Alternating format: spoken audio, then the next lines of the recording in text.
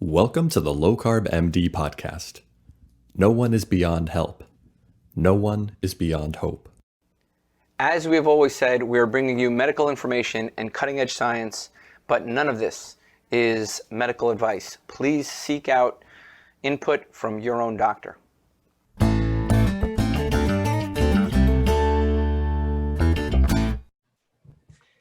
Hello and welcome back to the Low Carb MD podcast. Tro and I are like little kids right now. We are so excited about this interview. You know, we know when we're out class and we bring on someone who really understands the science and life and this very important topic. Tro, I'll let you do the intros, but I'm Brian Lenskis and we are excited today. Yeah, so guys, thank you for listening in to the Low Carb MD podcast. I'm super excited today. We have somebody smarter than both of us here, a very, very bright consulting psychiatrist in Oxford. She did her initial training in Hungary, and then she's been in the UK since '92, and put out amazing kind of research articles that have caught my attention. And we'll put the links to those in the show notes, one of which talks about the interplay of the Western diet and eating disorders, and another of which talks about the relationship with binge eating and anorexia and ultra-processed foods. She's written amazing letters in BMJ talking about the dramatic rise of processed foods and how obesity is a public health emergency.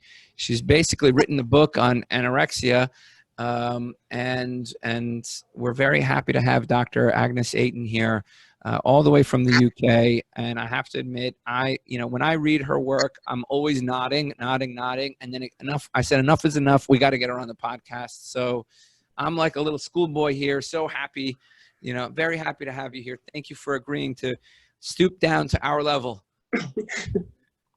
Yeah, that's a very sweet introduction, and thank you very much for the invitation. I just wanted to return the compliment because I'm a great fan of your work, and I have learned an awful lot from your local podcast. In fact, actually, quite a lot of my interest in the overlap between metabolic and eating disorders have been inspired by what I found on Twitter a few years ago. So you're a great inspiration, Tro and Brian. Oh, thank you. My Twitter's a little cleaner than Tro's, but But thank you so much for joining us. We have a psychiatrist here. Oh my God! I know, who knows the disorders? We're going to find out. She's like, I've got a lot of. It's going to be an hour just about narcissistic personality disorders. Yep. On my chart, I'm sure after this. Yeah. Well, Doc, tell us. Fill us in on what your research is and what you're discovering with the ultra processed foods and the impact it's having on us. This is something, a recent interest of mine, which I developed with my highly esteemed trainee who was just finishing his training, Ali Ibrahim. And as I mentioned to you, we are kind of interested in trying to understand what are the implications of the changing patterns of food consumption, both on metabolic and neurobiological pathways, but also on disordered eating and eating disorders, particularly in parallel to the obesity epidemic. And kind of, I think it was sort of quite an interesting discovery doing this narrative review, because we were trying to put together quite a lot of separate research areas, which quite often happen in silos, in isolation. So I don't know whether your audience wants to know a little bit about the background of eating disorders, because what I'm seeing on Twitter, there is quite a bit of confusion about eating disorders. So we would love a background. Absolutely. We would all, this is a hot topic for people, especially physicians, because they're concerned about causing eating disorders, about are they witnessing somebody on a very low carb diet? Is that an eating disorder? So we need education. So we hope, please educate us, tell us how we should think about it, how we should view it. Yeah, I think it's probably helpful to think about eating disorders in a kind of a historical context. And I was just sort of thinking that actually gluttony is regarded amongst the 7 deadly sins. But to be honest, I don't think there is much kind of historical description of what gluttony means and why would there be deadly sin or whatever.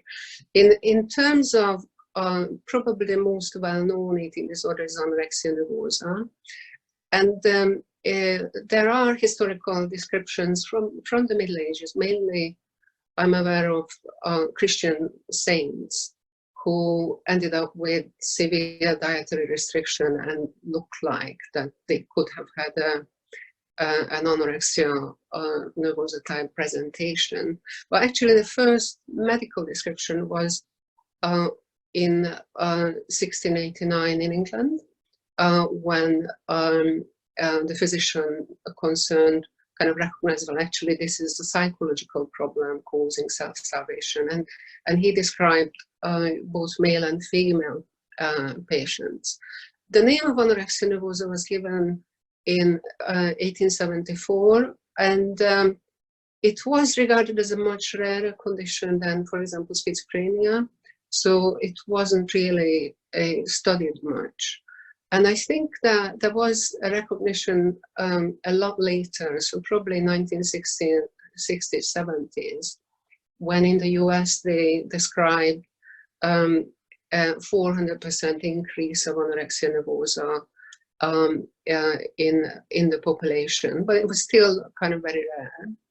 And the recent epidemiological studies internationally kind of now suggest that the overall kind of prevalence rate is about 0.51% in the population, so lifetime prevalence rates. So anorexia nervosa is a rare condition, and obviously it is about severe dietary restriction. It is something that initially was thought very much kind of culturally influenced, so it was regarded as a culture-bound syndrome. So the idea being that it's a kind of a Western white young girl's problem. But since then, anorexia has been described around the world, so in most populations. It's interesting that bulimia nervosa as a description, as a separate entity, was described a lot later, so late 1970s, which is really interesting, and I suppose it is in parallel when the obesity epidemic started. And then binge eating disorder was described in the 1980s, and it has only been just introduced in the DSM-5 in 2013. So these are the sort of most common eating disorders. There are other eating disorders, but these are the most common ones.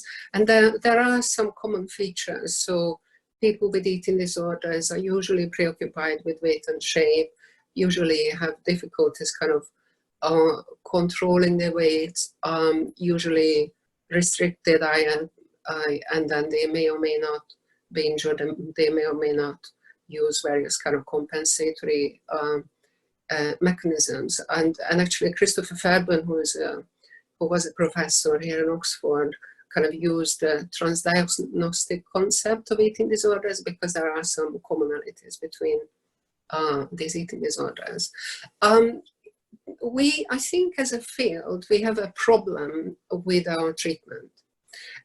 So as much as we have evidence-based psychological treatment, it is, even with the best studies, you have kind of probably 50%, 40 to 50% people recovering with evidence-based treatment. So yes, psychological treatment can help, but it kind of feels that we are missing something. Recent studies by Cynthia Bullock's team, who is an American researcher but working also in Karolinska Institute, have looked at genome-wise association studies, and they have been looking at what are the kind of genetic factors that may contribute to the development of anorexia nervosa. And she was the first one describing, well, actually, apart from psychological problems, there is an association with insulin, glucose, and lipid phenotypes. And it is really quite interesting. There have been also some a kind of systematic reviews of the literature, particularly about kind of glucose metabolism and insulin resistance, and what it seems to be the case that there are differences kind of metabolically between anorexia nervosa and then bulimia and binge eating disorder. So bulimia and binge eating disorders are much more likely to be associated with insulin resistance, and with anorexia with insulin sensitivity. And then obviously these are association studies, so you don't know the causality. But I think it's a really important observation, and I think that's why we do need to learn from you guys, the metabolic experts, you know, how eating behavior is influenced by these various metabolic pathways. Does that sort of make sense? Oh, no, this is a perfect introduction. And I want to... We've been silently gloating while you're talking, because this is what we've been talking about and being ridiculed for. So having an expert come on and support what we've been experiencing clinically is very exciting. Tro? Yeah, one of the, you know, in your systematic review and review in nutrition reviews on the Western diet, one of the key things that stood out was the global approach to eating disorder, to disordered eating, and really categorizing some of the unifying factors, and particularly the hormonal impacts on loss of control and weight gain. And you know, and not only that, the combination of the metabolic and the reward pathways that you brought up, along with the carbohydrate insulin model, along with several other, you know, key data points, really sparked my interest in your work. So can you talk about this, you know, the interplay between obesity, loss of control, potentially addictive foods, and the desire and those impact, the metabolic impacts of those foods, and the desire of a patient to fit a body image or body type and to respond to these metabolic and reward pathways that they may not understand, right? So here you are, you know, I guess stereotypically, but you know, we can use me as an example. I was a 14-year-old chubby kid who was not happy with his body image, and I didn't eat for 30 days. Okay, so I grew up on processed food. I wasn't happy with the result, and I felt the need to respond to that loss of control with more control. And then once I fasted for 2 weeks, I felt like on top of the world. So, you know, you don't need to deconstruct me. I'm just lending my example to this issue of losing control, wanting to restrict, and then going back to losing control. Yes, I mean, we kind of elaborated quite a bit because I suppose I want to be cautious. So if we are challenging the paradigm, then we need to be kind of careful. What is a hypothesis? What is an observation? What is an individual experience? What is an association? So I suppose, you know, what we're kind of trying to look at, what is the evidence on an epidemiological level that there is an increase in parallel with the obesity epidemic, an increase of disordered eating. Because I think that's the first step. And there aren't that many studies on that, because as I said, you know, all of the research is happening in silos. But there was an Australian study by the Lewis where they looked at the prevalence of obesity and comorbid eating disorders between 1995 and 2015. So they're quite a long longitudinal study. And they found a really high increase, like 7-fold increase of obesity and binge eating, and then an 11-fold increase of obesity and strict fasting, which is kind of describing your experience. And I think, I think it's very interesting because it almost seems like there are kind of multiple mechanisms kind of happening here. So you are in the modern processed food environment that increasing your appetite, and again, particularly the study by Kevin Hall's work when they compared ultra-processed food and kind of unprocessed or minimally processed food, kind of show that very clearly that people overeat. People overeat by 500 calories. So people then end up being kind of gaining weight. And I suppose you were talking about your own experience. I think I'm sort of a very typical person living in the West. So I was just one of those people who kind of put on 2 kilos every year, and then 10 years down the line, you kind of think, well, oh God, what's happened here, kind of thing. And then we were told that story, oh, well, that happens with age, and don't worry about it. So I think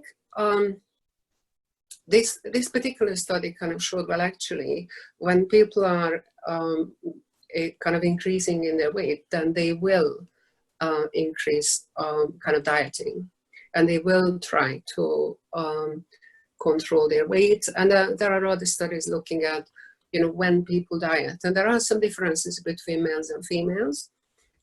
So females tend to be more worried about their weight and shape through the lifespan, but particularly young women, kind of 15 to 30, 25, that sort of an age, have a very high rate of dieting. Men, on the other hand, tend to be dieting when they actually become overweight or obese. So you guys probably have a better sense of what to do, kind of thing. But there is a strong link between increasing weight and dieting. So I think that's quite clear. And then the really interesting study was actually in Fiji. And it's absolutely fascinating because Fiji introduced American foods. I can't quite remember when that was, but kind of very suddenly. I think it was 1970s, that sort of maybe 1980s. And since then, there has been a rapid change of population health. So I think Fiji now has one of the highest rate of diabetes in the world. And they also have one of the highest rate of obesity. So there was a very rapid change from a traditional diet, fish, fruit, whatever, to ultra-processed food because of the trade agreement. And an American researcher Becker actually found that there was also an increase of bulimia in that population, which was kind of new. But her kind of assumption or investigation was looking at television adverts and looking at television kind of soap operas. So whether the girls kind of wanted to lose weight because they saw the American actresses, and ignored actually what was happening in the food environment. So I think these things kind of need to be pulled together. And then in terms of, I don't think I need to explain to you guys the importance of the modern diet, although I don't know how many people are familiar with the NOVA classification. Are people familiar with that? I mean, we may have mentioned it in relation to, we've discussed some of the issues with potentially, dried meats being considered NOVA 4 foods. We've discussed how Kevin Hall used that and in his study to separate the arms that you alluded to. which showed a 500 to 600 calorie difference in consumption. But I don't think we've gotten into it in detail. Would you mind educating us? Okay, so again, this is something that was recently introduced by a Brazilian kind of researcher, Carlos Monteiro, and he was kind of challenging the existing paradigm, and I think kind of people kind of think, well, you know, this is not perfect, but also very interesting. So he was kind of saying, well, actually, we need to look at how much industrial processing is there in the food, what we are eating. And I suppose because of my age, I kind of started realizing that I'm probably one of the few people living on the planet who remembers life before ultra-processed foods. No, Brian did residency Yeah, with yeah, Osler. You know, he did residency with Osler, so he's right, you know. Okay. No, but it is a serious, sorry, I'm partially joking, but it is a serious point because these things have been introduced, you know, 1980s. So we have a whole generation who haven't actually, I know. Me, present guilty. Yeah. All of my trainees, they just don't know life before ultra-processed food. So unprocessed and minimally processed food are traditional foods that you kind of pick up from the tree, or you know, kill an animal or catch a fish and then you cook it, kind of thing. And then processed culinary ingredients, which would be Nova 2, would be things like that mankind has produced for a very long time. So olive oil, cream, flour, etc., dried fruit or vegetable. Yeah. And then Nova 3 would be kind of canned food or frozen food, which again has been around for almost 100 years, or maybe not quite 100 years, but at least about 70 years, I would think. And then Nova 4 foods are ultra-processed foods, such as soft drinks, any kind of pre-packaged snack, a diet and low-fat products, ready meals, oven chips, etc. And I suppose when you look into the composition of these Nova 4 foods, and we put up some labels, it is horrifying, actually. because yes, they kind of tell you, well, you know, how many grams of fat or sugar or whatever is in them, but there are also a large number of various chemicals in them, and these chemicals are not necessarily metabolically inert. Right. So and I think in your study you put a protein bar and soy nuggets, I think was the other one, or something like that, or an ice cream. Yeah, right? that's right. Nova 4s, right? Yeah. Yeah. Exactly. Where does pasta and rice fit in there? I think pasta and rice would be Nova 2. And where does the new fake meat product, where would that fit in there? Nova 4. Nova 4. Yeah, Nova 4. Okay, good. That's what I thought too. I just want to make sure I'm not totally in left field by myself, like usual. Okay, Nova 4. Yeah, so I suppose, I think the point for me was that, yes, with the change of diet and with the ultra-processed foods, there has been an increase in refined carbohydrates, and there has been an increase in vegetable oils. But in addition to that, we also have a bunch of chemicals in that food that is not even necessarily on the label. Because the labeling regulation varies from country to country. And I suppose we found some examples of that.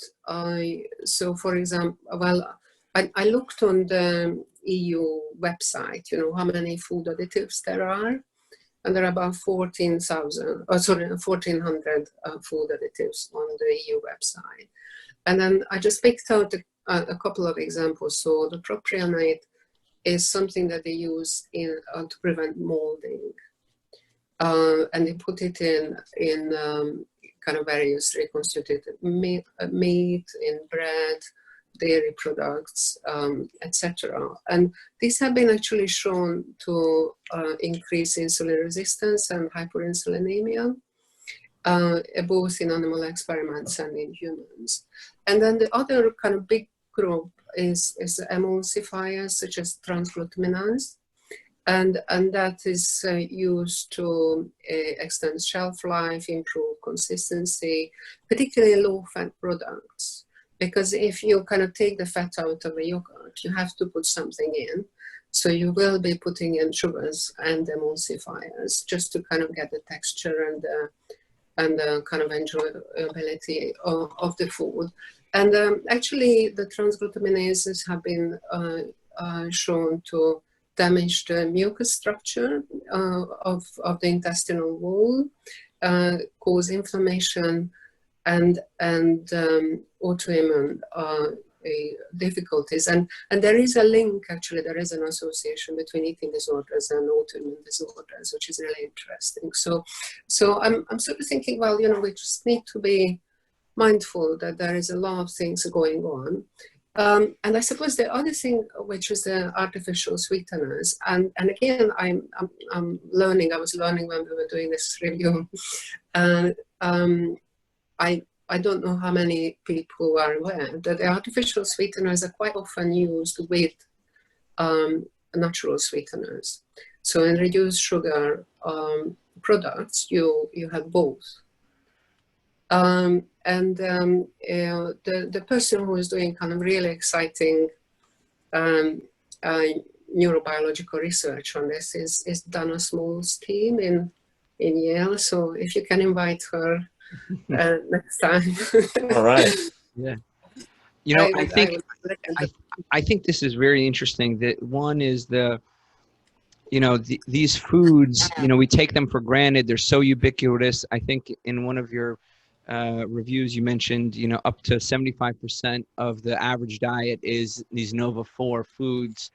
Not only are they having this super additive effect of carbs and fat usually, but they're laden with these, you know,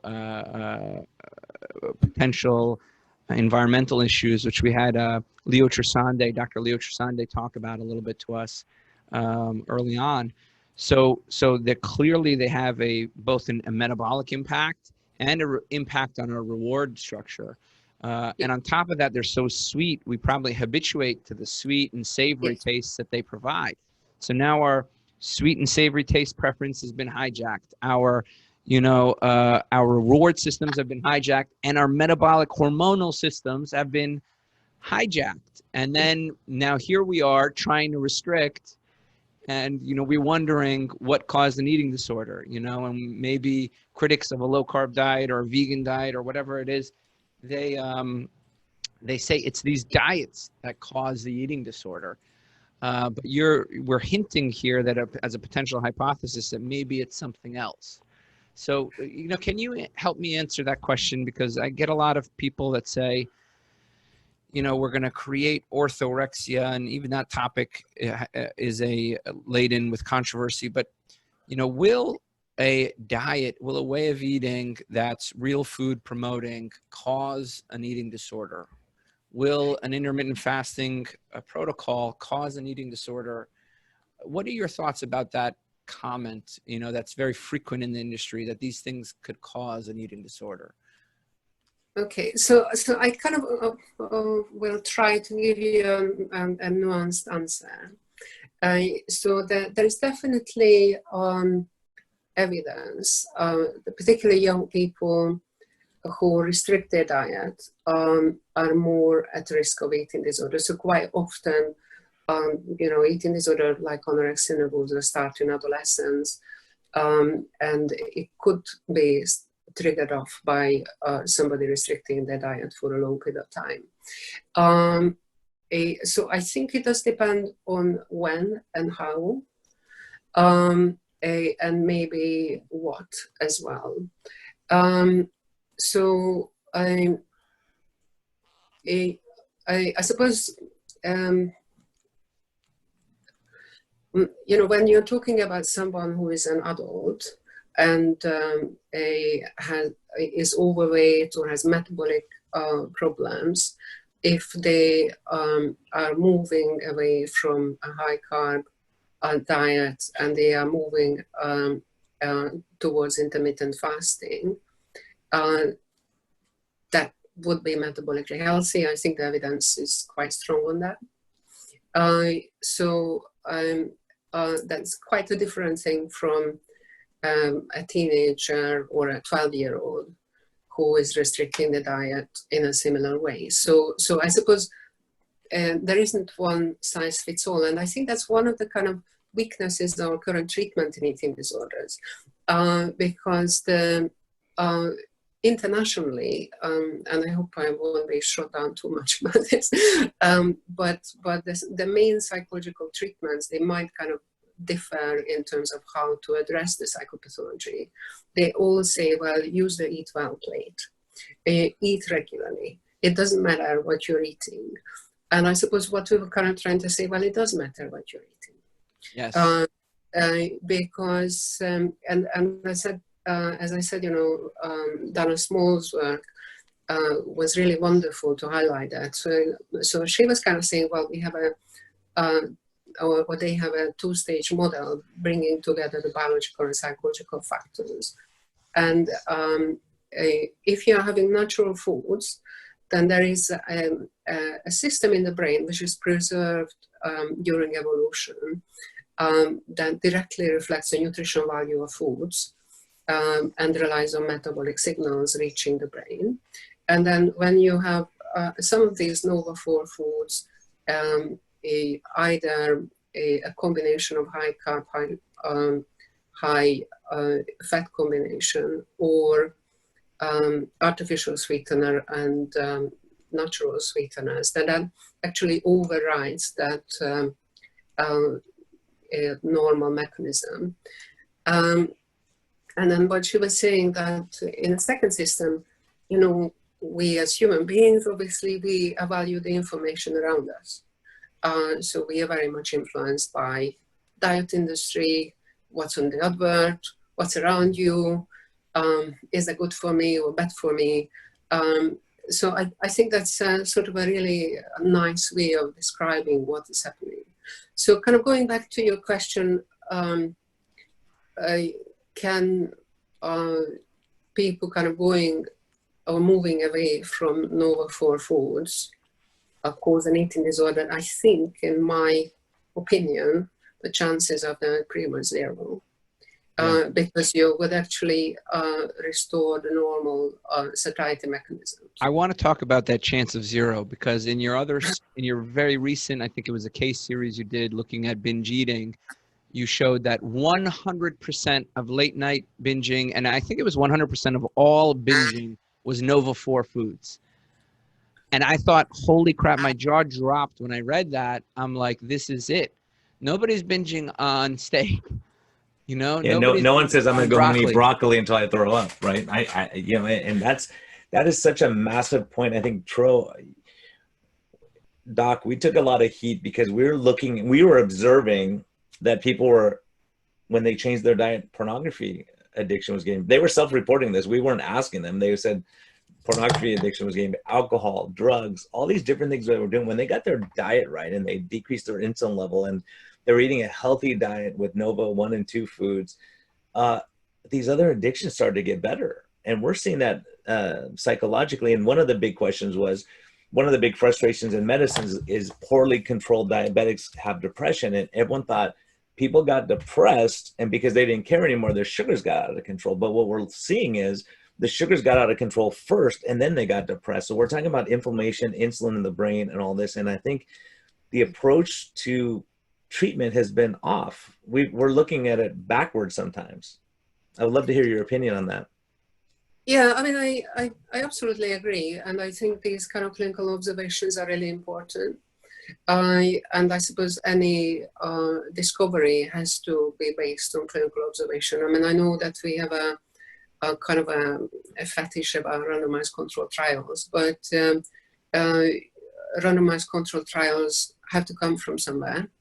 And the clinical observation is really the first step. So the paper you were referring to, Tro, it's still in preprint, so, and I'm still waiting for somebody to publish it. But we were just kind of using our own clinical sample, just out of curiosity as a next step following the review, kind of thinking, well, okay, so what is it that the patients are reporting that they are eating? And, patients can binge in any diagnostic category. So there is anorexia, binge purging subtype, obviously bulimia, binge eating, always has binging in there. And what we found, and to be fair, it probably shouldn't be surprising that people are always binging on over 4 foods. And then I suppose then it really does need to be explored a little bit more. Why is that? But I think it would kind of beautifully fit in with the neurobiological study that Dana Small's group have found. So people, so the satiety signals seem to be overridden, so people don't stop eating. And I suppose I think we desperately need more studies to kind of test out, well, actually, if we change the food, will that get better? See, yeah, I'm sorry. Just an anecdote along this line. I have a lady who binge eating disorder, fatty liver disease. She asked me how to get better fatty liver disease. I said, cut the carbohydrates. Her nutritionist called me the next day cussing at me, literally cussing at me, because she said, I'm going to cause her to binge eat. I said, she's already binge eating. So she said, if you tell them not to eat sugary foods, they're going to binge on sugary foods. And I said, well, do you tell your alcoholics to have a drink a week so they don't binge on alcohol? It's the same premise. Because at some point, once you eat the sugary foods, that's when people go off the rails. That's why you hear about people on a ketogenic diet. They do great for 6 months. Or Rob Saiba is a good friend of mine, lost 100 pounds, but he came back 30 pounds 3 different times. Why? As soon as he had sugar, he couldn't stop for a month, right? And so knowing what he knows in his educational background, he just knows he's an addict. That's his opinion, that he's addicted to carbohydrates. He can't stop once he has one. I think, I don't know how much time you guys have, but I think one of the really important kind of technological advances are actually the glucose monitors. So having a continuous glucose monitor can provide individual feedback. And this is a study we wanted to do before COVID, and then COVID came and everything stopped. So we haven't done it, but I'm hoping that we will be able to do that. But I have had one patient of mine, well, actually not a patient, but an acquaintance on Twitter. And I was just saying, well, why don't you just try out having a glucose, checking your glucose response, and just having the feedback for him made a massive difference. And I suppose that kind of fits in with this sort of theory. Well, actually, people with bulimia, binge eating, probably are more likely to have hyperinsulinemia. Maybe they are more sensitive to kind of high sugary, high carbohydrate foods, etc. So I think having that individual feedback probably takes the heat out of the situation, because you can't argue with that one. Well, and your countryman also, Dr. Unwin, was talking about elevated triglycerides stimulating appetite, making you eat more. So then you get into the cycle when you're eating chips and cookies and candy, and then it makes you want it more and more. And the addictive properties of the foods, the Nova-4 foods like you're talking about, it's a perfect storm, right? Isn't that a perfect storm? Once you get into that cycle, it's hard to break that. Yeah, I mean, I think it's really interesting, and we definitely need more research on that. But I suppose just kind of going back to Troll's question, will changing the diet cause an eating disorder? No. But you need to be kind of sensitive to the person's needs and metabolic responses. Yeah, I want to, we do have a couple more minutes. I think, Brian, what do we have? About 10, 15 more minutes. I want to talk on one more topic.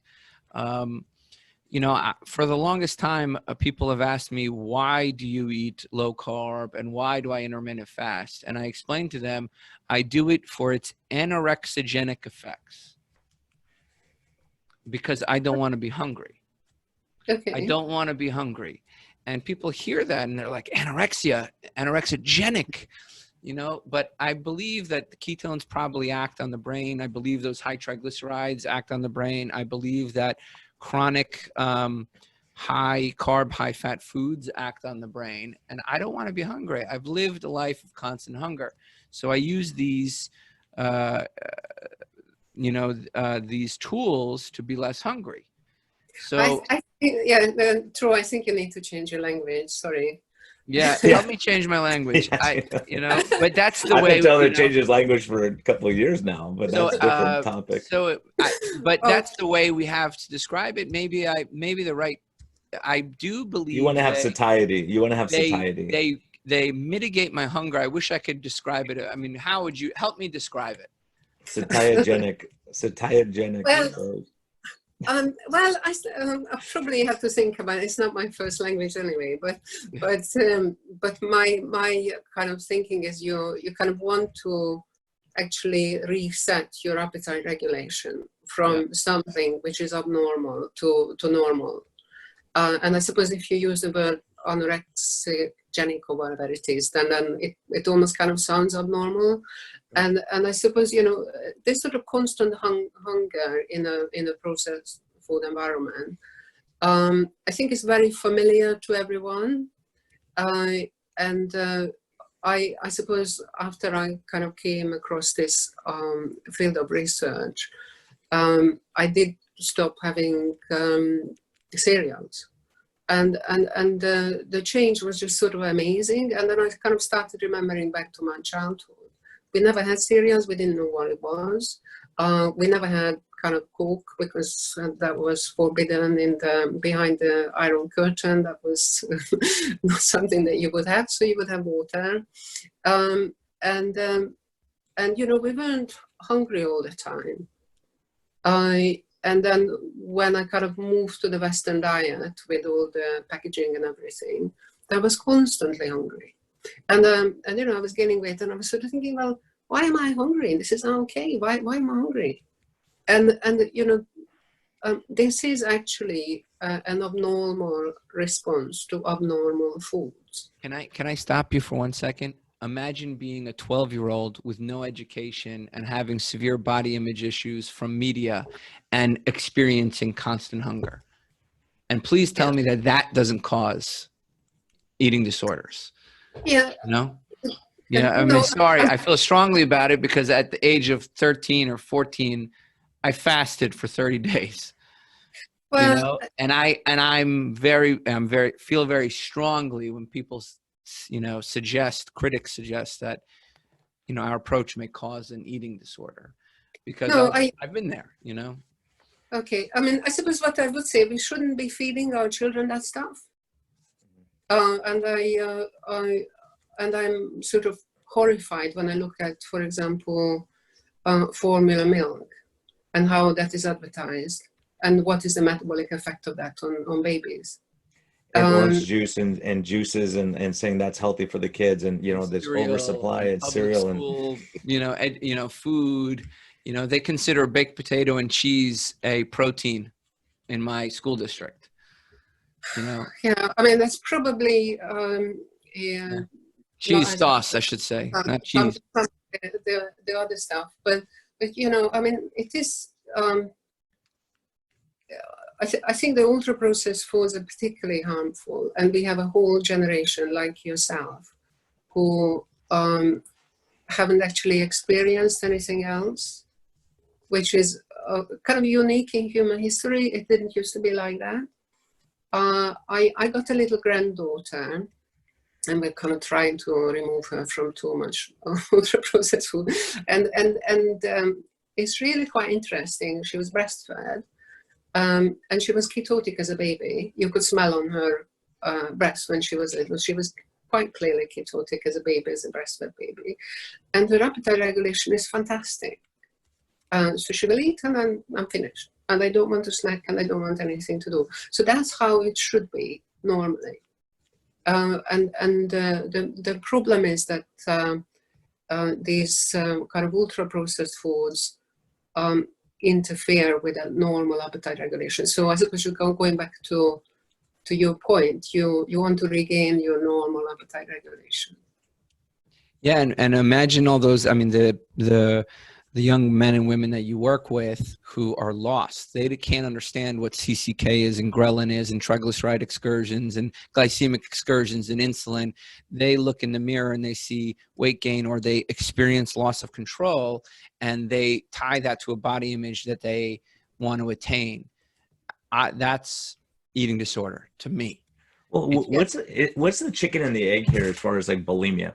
Do people gain weight first and then become bulimic, or do they binge eat to get overweight and then they start having more bulimic episodes? Do we know that, or is that individualized? Well, usually there is a concern about weight and shape. Mm-hmm. And that's why I think the obesity epidemic is relevant to eating disorders, because the more people gain weight, the more people are obese, the more people will end up dieting, and some people will develop an eating disorder. And as I said, there is some epidemiological evidence. I use the Australian and the Fijian example. On an individual basis, I think in terms of particularly during adolescence, but even through the lifespan, people want to look attractive. In adolescence, there is a really intense competition. Do I look better than the next girl or next boy? Do I get teased, etc. So the worry about appearance is pretty normal. The issue is that if you really have to kind of act on the food environment with a conscious effort, because your appetite regulation is shot to pieces, and then add adverts around that, fitness, look weight, look this good, go on a 21-day juice fast, go, go to the, come to the gym so you can. Well, the other thing we see clinically is this. It just happened last week. I had a patient come in, a couple of weeks ago, and he said, "I'm not going to fast. I'm never going to fast." And I said, "Okay, don't worry about it," because he had a fear of being hungry, a real fear of being hungry at some point. So I said, "Don't worry about it. Eat when you're hungry." Like Tro says, eat when you're hungry. Eat real food and see what happens. And he came in last week. He said, "You're not going to believe it. Yesterday I didn't have breakfast or lunch. I wasn't even hungry. I couldn't." He was shocked by it, right? And that's kind of what Tro and I experienced too. It's like, okay, skip breakfast and lunch, and so we see, and it's not a willpower thing. It's that he said, "I just wasn't hungry. I didn't have that." It was strange to him. And Paulo is one that we had on the podcast that really opened my eyes to that, because he was eating every hour basically, and he was obese and had all these health problems. And then all of a sudden, he's 3 or 4 days in, he got fat adapted and he was feeling better, and it took away that binge. Because for me, I've observed it. I'm trying to really put this all together, but what I see is people's anxiety, stress, depression seems to get better when they get the processed foods out of their diet. And then they're less likely to stress eat, because most of us who are overweight stress eat. We're stressed out. We have a hard day. Tro's being mean to me and I want to eat a cookie, right?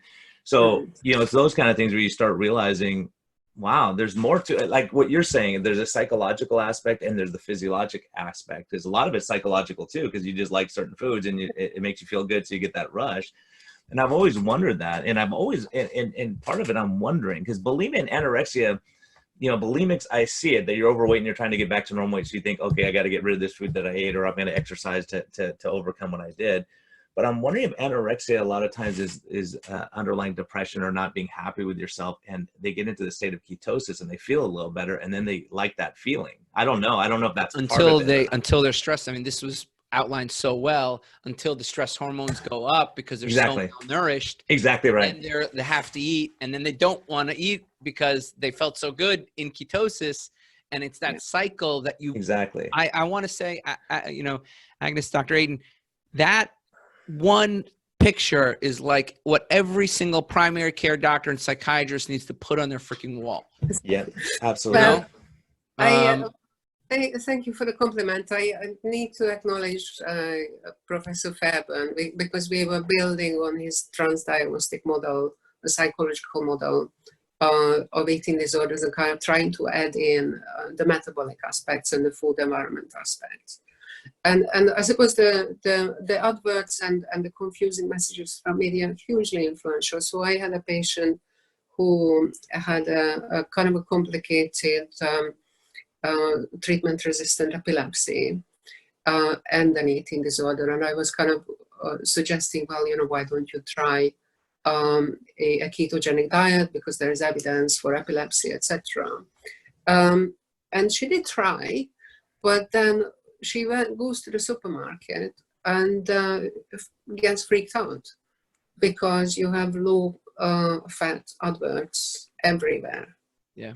You go to the yogurt aisle and you have to search for the one full fat yogurt. And all the others have emulsifiers and whatever else in them. So I suppose that's what people are up against. And then I suppose the younger generation, like you, Tro, has no memory of a different world. So you don't remember life without breakfast cereal. Nope. I And don't. then I just kind of can't comprehend that, because I'm sort of, that is, what have we done? There's not one breakfast cereal in our house now. Okay. What do So we do your now? children will have We're different- awake. We're awake to this. I want to talk about this, Brian. I know I'm going to cut you off, but I think two of the big things we face as primary care docs looking to kind of talk about mental health and mental health improvement with diet, and how diet and fasting could, in fact, both improve mental health and metabolic health, is these notions that they can cause an eating disorder, or they may worsen an eating disorder. For docs out there who are concerned and want to do their best, like me, we screen for it, both anorexia and bulimia. What do you recommend to them? Like, look, you want to be nuanced. You want to at least try to capture something or be aware of something. How do we bring this into our awareness so that we proceed carefully before we prescribe a diet? How do we respect this idea of, causing an eating disorder? What should the lay doctor, what should Brian do? What should I do? Is there, screening you recommend, or what would you recommend? Well, I suppose it is important to ask about disordered eating or eating disorder. It's also important to be non-judgmental. And then I also think that, because a lot of people don't volunteer about eating disorder psychopathology because it's hugely embarrassing or shameful. So if you ask, then the person might feel that they can kind of share their difficulties with you. So that's good. So because the patient feels that they are listened to. I do think that the work by Aaron Siegel's group, looking at individual metabolic responses, and then Tim Spector's group have repeated that recently, is probably a good way in, because we're not necessarily the same.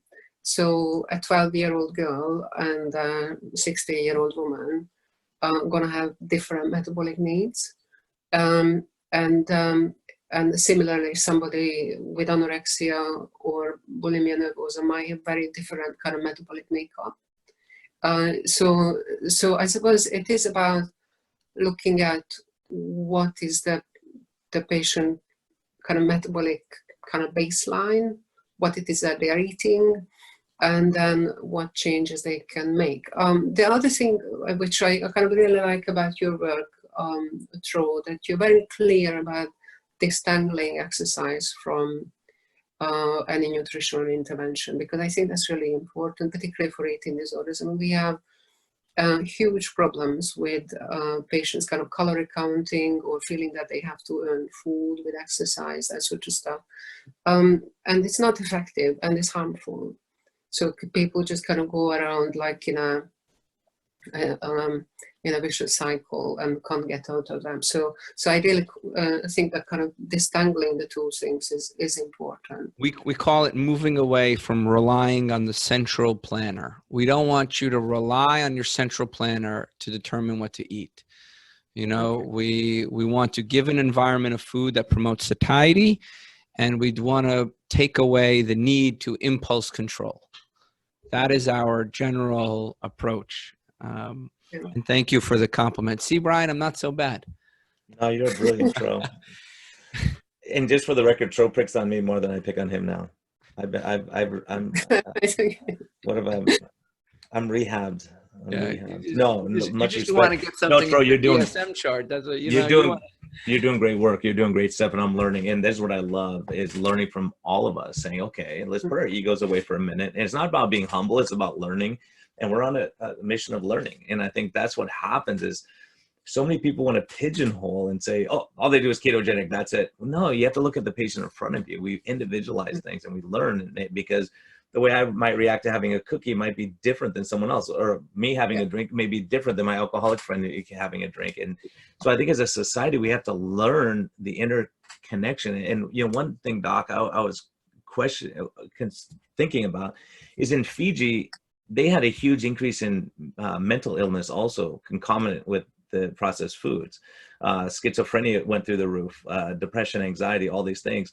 So when we started talking about this, saying, hey, we're seeing people getting better from a mental health standpoint, I think it was an English doctor, Tro, that said I should have my license revoked for even questioning that or even saying I'm observing it, right? Remember, Tro? Yeah. I mean, to bring up the idea that diet can affect mental health, we got a lot of criticism for. And then since then, there have been interventional studies with real food diets showing improved depression scores, interventional studies, not just association studies. So I think there's something to be said there. And I think maybe you should keep your license, Brian. Yep, I think so too. Yeah. I think someone else might need to have their license revoked for not considering the possibility of what we're seeing clinically. In the mental disaster that we have right now in our country, in our world, you know, the mental health problems we're seeing are devastating to our economy, and they're devastating to each other, just being kind, decent people. So, Doc, what do you think about that? Well, I'm sort of thinking, because I don't know, I'm always been a bit of a kind of technological geek.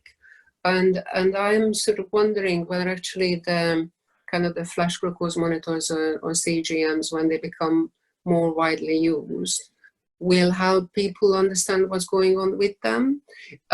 Because, you know, when I started trying out my own responses to food, I realized that when I'm eating kind of a typical Western diet, then I'm a constant hyperglycemia. Because I am kind of constantly around, you know, we have, I don't know, your American things, kind of 9, 10, you know, just having an orange juice and having a biscuit and then having this or that, the other. So I'm running constantly an abnormally high level blood glucose level. And I think it would be really fascinating to do that sort of stuff on a population level and then kind of see, well, actually, what is happening to free living humans in that kind of processed food environment in terms of the metabolic health. We know what's happening with them in terms of their weight, metabolic disease, but kind of having an indicator, I think that would be really interesting. And then how is that linked with your mood, et cetera, et cetera. Yeah, this is critically important information. I think that's, you know, I said it, Tro, I'll give myself a pat. I said, look, the CGM may be the most important medical breakthrough we've ever had. Maybe. Because we're going to learn a lot about mental health, physical health. Why do I eat? Why am I binging when my sugar's high? Why am I, you know, and we start learning ourselves. And it's not my opinion anymore. It's not Tro's opinion. It's not your opinion. It's what happens physiologically. And when we start looking at that, you know, okay, when people say, well, banana doesn't raise your sugars, put a CGM and eat 3 bananas, see what your sugar does. Am I wrong or they're wrong? One of us is wrong. And I'm telling you what the numbers show. And I'm telling you what the physiological response to our patient is, right? So they'll say, well, have dates and figs because it's a natural sugar, but they're eating a ton of it in fruit shakes and putting a bunch of other stuff in it. And they're having huge glycemic excursions. And what you're talking about, spiking insulin, stress hormones, all these things that play a role. It's not just about plus it's not just about what we're eating. It's a stress. Are we exercising? Are we sleeping enough? Or are we, and, you know, we can see if you don't sleep, your sugars go up. If you don't, you know, if you're mad at your neighbor all the time, your sugars go up. So we start realizing, how do I live my life? Not just about the Mediterranean diet, it's about the Mediterranean lifestyle, right? So a lot of us, that's something we're going to learn from CGMs also. Yeah, absolutely, Brian. I can't agree. This has been absolutely amazing. You know, these insights that we're sharing with each other and across disciplines. Dr. Agnes Ayton, we're so happy that you came with us. And if somebody wants to reach out with you, whether they are looking for a consultation or looking to chat with you, or maybe a research interest, how would they get in contact with you? And can you give us any parting words of wisdom? Any parting words of wisdom?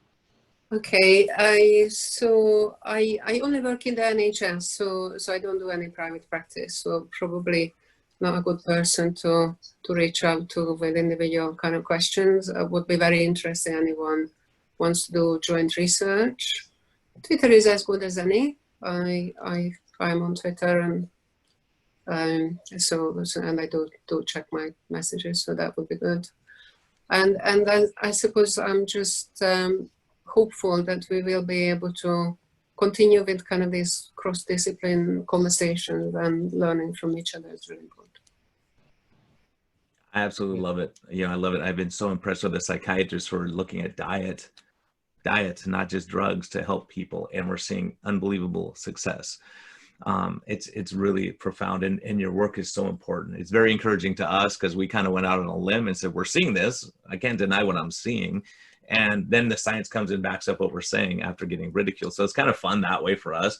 But, we're trained to observe and see, is my patient getting better or not? And we see them getting better, and you see them getting better, and you say, let's change these foods. And I think, just when we realize, like you're saying, it's so critical. One of the things and I'm going to ask you really quick on the way out. I'm so sorry, Tro, to extend us a couple of minutes, but No.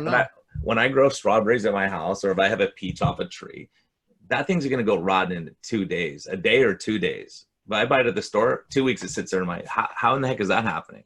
Right? We're eating all this stuff and we don't know what in the world, like, it's not natural what we're doing. They blasted it with ethylene. They've put wax on it. Yeah. I mean, a lot of different things. And people don't realize that, and they're just mixing it all up, eating it all day long. And you start wondering, why am I starving all the time? And I don't know how much of an impact. It's just stuff we think is natural and great isn't necessarily, and I think that's really important. I think when you grow your own garden, or you have your own fruit in your tree, you realize, oh my gosh, all that fruit's gone in a day or two. You can't store it for a month like we can with some stuff we buy at Costco.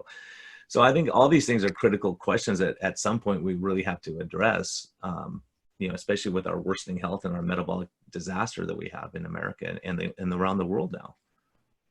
Yes, I mean, I think, quite a lot of prominent researchers have called out for change in the food industry, obviously.